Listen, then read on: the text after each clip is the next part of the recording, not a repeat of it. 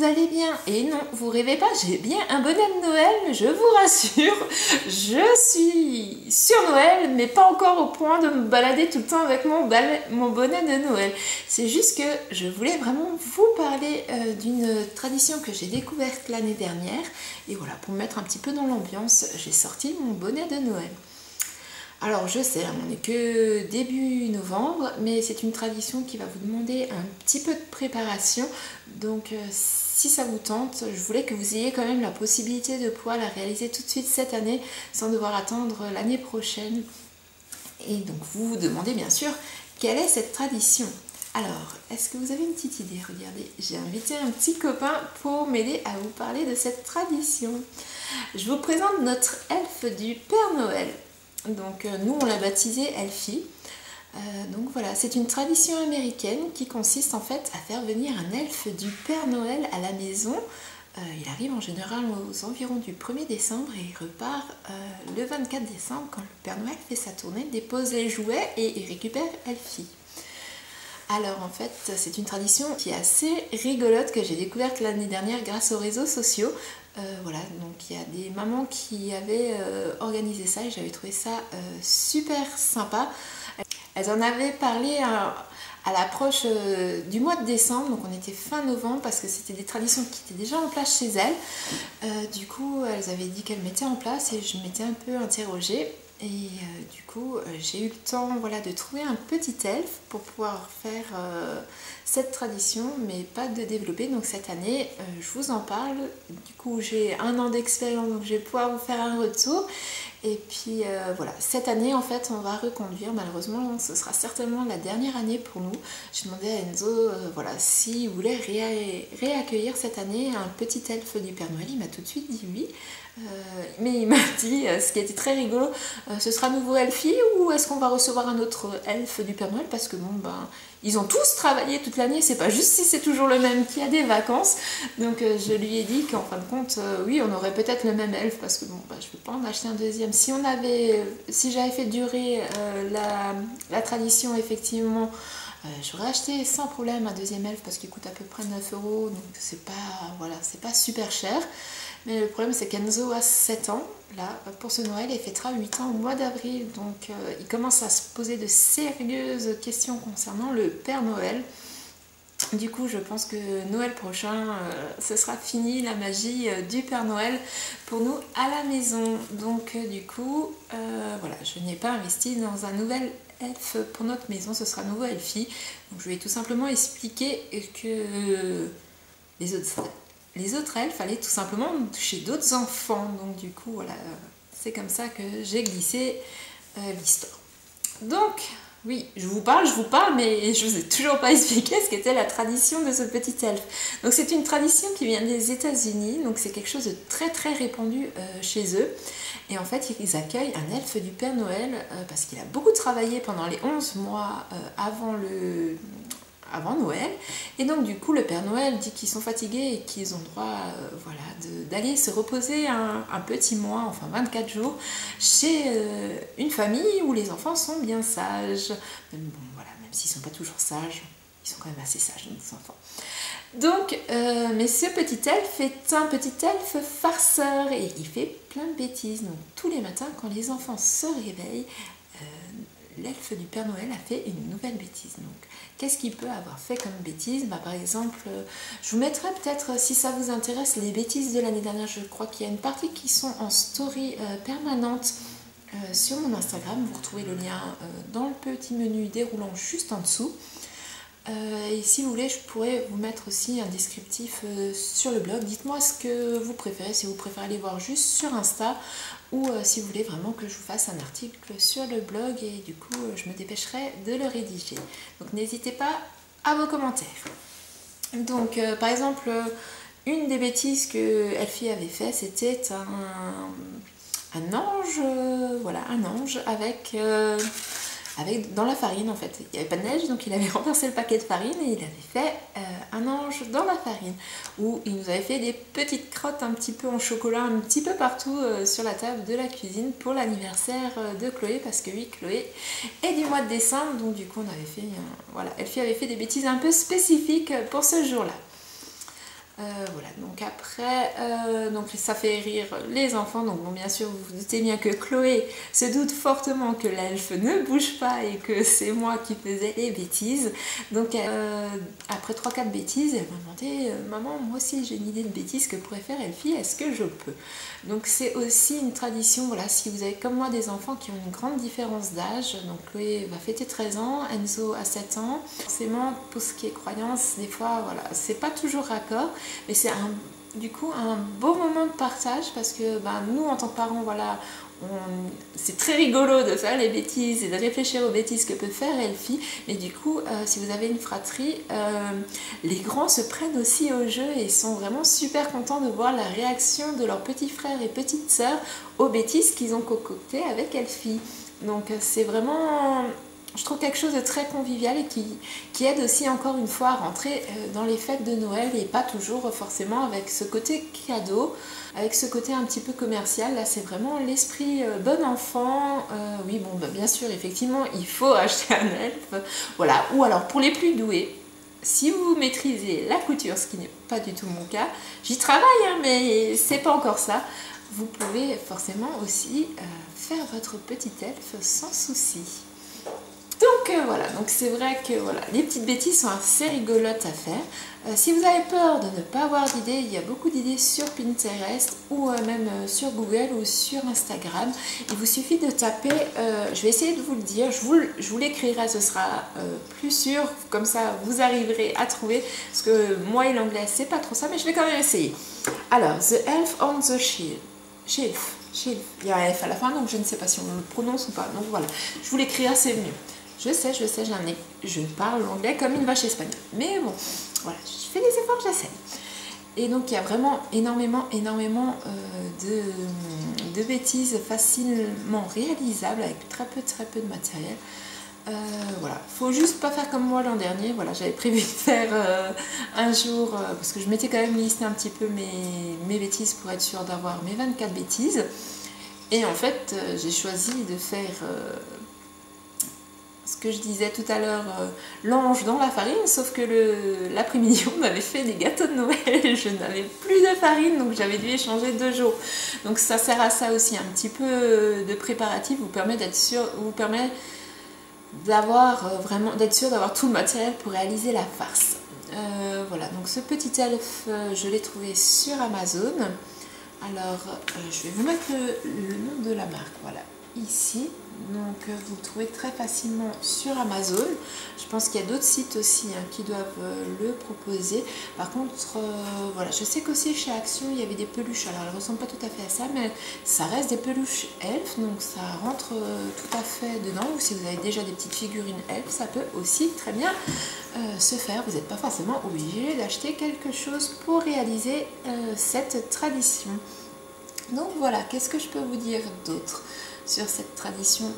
Que voilà, les enfants ont fort apprécié. Enzo était tous les matins ravi d'aller voir la nouvelle bêtise. Chloé voilà, trouvait ça aussi très rigolo, mais a beaucoup aimé le fait de passer de l'autre côté et de réaliser les bêtises pour son frère. Voilà, et donc du coup, elle attendait le matin son frère pour voir comment il allait réagir, si ça allait lui faire rire, si sa bêtise allait lui plaire ou pas. Donc voilà, donc c'est vraiment quelque chose de très familial et que voilà, j'ai beaucoup apprécié. Donc on le reconduit cette année. Je suis d'ailleurs en train de préparer les bêtises de cette année. Donc si vous voulez que je vous les présente, pareil, dites-moi si vous préférez que je vous les présente en vidéo, si vous souhaitez plutôt que je vous le fasse sur le blog. Alors oui, qu'est-ce que je peux vous dire encore d'autre que j'ai oublié? Donc c'est une tradition américaine, donc ils sont très forts dans tout ce qui est autour de Noël. Il y a beaucoup de produits aussi dérivés autour de ce petit elfe. Vous trouverez des toboggans, des habits, des donuts, un tablier avec un petit bol et un fouet, pour, voilà, pour pouvoir faire vos bêtises, un avion pour le faire arriver. Je sais qu'il y a aussi une bouée, voilà, pour le mettre dans la baignoire pour une autre bêtise. Voilà, il y a des choses, j'ai vu aussi un costume de pain d'épices avec une maison pain d'épices. Enfin voilà, il existe beaucoup de produits dérivés pour pouvoir faire les bêtises sur Amazon. Pas acheter de produits parce que bon bah ça a un coût. Je crois que ça les accessoires les moins chers sont à 9,99 € et ça monte, bon, ça va, ça reste raisonnable jusqu'à 15 €. Si vous avez des petits, ça peut être super sympa parce que voilà, vous pouvez les réutiliser année après année, mais c'est vrai que moi pour juste voilà, cette année, j'ai essayé l'année dernière et ça a plu, mais j'étais pas sûre, donc c'est vrai que investir pour quelque chose qu'on n'est pas sûr de reproduire, c'est un petit peu compliqué. Et du coup je vais essayer de faire en fait certains accessoires moi-même, ou voilà, acheter quelques miniatures aussi de maisons de poupées, voilà, qui seront peut-être un petit peu à un coût moins élevé. Donc si je trouve des bons plans, je les partagerai bien sûr avec grand plaisir avec vous pour que vous puissiez vous aussi voilà, faire cette tradition, l'étoffer et sans forcément trop dépenser. Il peut y avoir plein de traditions, enfin plein de bêtises à faire sans forcément avoir besoin d'acheter autre chose. Vous avez des mandarines, Elfie peut très bien dessiner sur les mandarines, vous leur faites de jolis visages et puis vous mettez le feutre juste dans ses mains, donc c'est très pratique. Vous voyez, Elfie a les mains qui se scratchent et des bras en fait, voilà, en fil de fer à l'intérieur. Donc du coup, on peut vraiment lui faire prendre des positions comme on veut. Et pareil pour ses jambes. Par contre, il ne tient pas debout. Hein. Vous ne voyez pas, mais il ne tient pas debout. Voilà, il est trop lourd pour ses petites jambes. Donc si vous voulez le faire tenir debout, pensez à le caler avec des rouleaux avec des papiers essuie-tout, comme ça en fait voilà, vous pouvez, il tiendra du coup debout. Voilà, je crois que c'est tout ce que j'avais à vous dire sur cette tradition, à part que voilà, j'ai hâte de commencer cette année, voir la réaction d'Enzo quand il verra que c'est nouveau Elfie. J'espère qu'il sera juste pas trop déçu que c'est le nouveau Elfie et qu'il voulait un autre elfe, mais voilà. Oui, j'ai oublié de vous dire, il en existe d'autres. Voilà, donc moi j'ai la version rouge et la version garçon. Donc j'ai pris version garçon parce que je m'étais dit que voilà, c'était aussi celui que j'avais trouvé le plus facilement et qui était le moins cher. Il existe une version fille. Il existe une version fille rouge, il existe une version fille rose, il existe des tutus aussi, c'est vrai. Il existe des jolis tutus. Il existe aussi un elfe pareil mais qui est en tenue noire. Alors celui-là je l'avais vu aussi l'année dernière. Je ne l'ai pas pris parce qu'en fait moi je suis alsacienne et chez nous, je ne sais pas chez vous, mais chez nous en Alsace c'est la tradition du père fouettard est très forte encore. Et il passe d'ailleurs dans toutes les maisons encore. Et du coup, lui est vêtu de noir. Donc du coup, ce petit elfe vêtu de noir me faisait vraiment penser au père fouettard. Donc du coup, je ne l'avais pas sélectionné. Je vais vous mettre aussi le lien Amazon de là où j'avais trouvé celui-ci. Puis du coup, vous verrez en dessous, il y aura marqué, enfin, il vous présente. Amazon est très bien pour ça. Il présente du coup des produits qui sont associés. Voilà, comme ça vous évitera de trop chercher et vous trouverez facilement ce petit elfe si la tradition vous tente. Donc n'hésitez pas à me dire si vous allez craquer cette année pour cette tradition, si vous allez tester ou pas. Hein, voilà. Si vous n'aimez pas, vous avez aussi le droit de me le dire. Hein. Je suis ouverte à la discussion, il n'y a aucun souci. Voilà. Mais si vous n'aimez pas, n'hésitez pas à me dire pourquoi. C'est aussi très intéressant de savoir pourquoi voilà, ça ne vous plaît pas. Je pense que je vous ai tout dit à propos d'Elfie, tout sauf une chose très importante, je viens de m'en rendre compte. Comment parler de Elfie à ses enfants? Oui, donc en fait c'est très simple. Le Père Noël envoie une lettre, parce que bon, ça peut être, pour certains jeunes enfants, ça peut être inquiétant de se dire que y a un elfe qui va venir à la maison. Donc le Père Noël écrit aux enfants pour savoir. Et raconte donc l'histoire que je vous ai dit au début, que les elfes sont fatigués, qu'ils ont bien travaillé et qu'ils méritent un peu de vacances et qu'il aimerait l'envoyer chez un enfant sage pour qu'il passe de bons moments en famille. Et à la rigueur, vous pouvez aussi ajouter, c'est ce que moi j'avais fait, que l'elfe aidera à la préparation de l'arrivée du Père Noël. Voilà, je m'en étais un peu servi aussi comme un calendrier de l'Avent de tâches pour certains jours bien précis où Elfie avait fait une petite bêtise et puis avait marqué en dessous voilà, une petite tâche à faire. Cette année, je ferai un calendrier d'Avent de tâches de Noël comme j'ai fait pour Halloween. Si vous ne l'avez pas vu, je vous invite à aller faire un tour sur la playlist Halloween.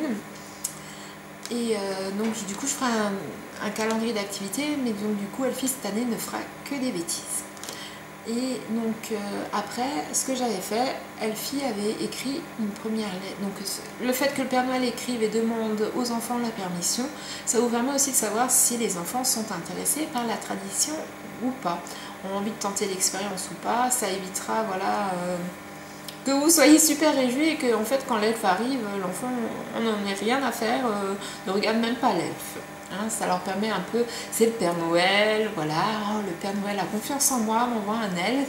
Ça leur permet de rentrer aussi un petit peu dans la magie. Et puis pour les enfants un peu plus craintifs, ça leur permet aussi d'une certaine façon d'appréhender peut-être un petit peu le Père Noël et de se faire à l'idée qu'un lutin va arriver aussi à la maison, parce que voilà, je sais que certains enfants se posent pas mal de questions sur les jouets qui bougent, et donc ça peut déclencher certaines angoisses. Donc si vous sentez que votre enfant a peut-être un petit peu peur, voilà, il vous le dira de lui-même. On sait que les enfants sont assez spontanés, et quand ils veulent pas, ils veulent pas.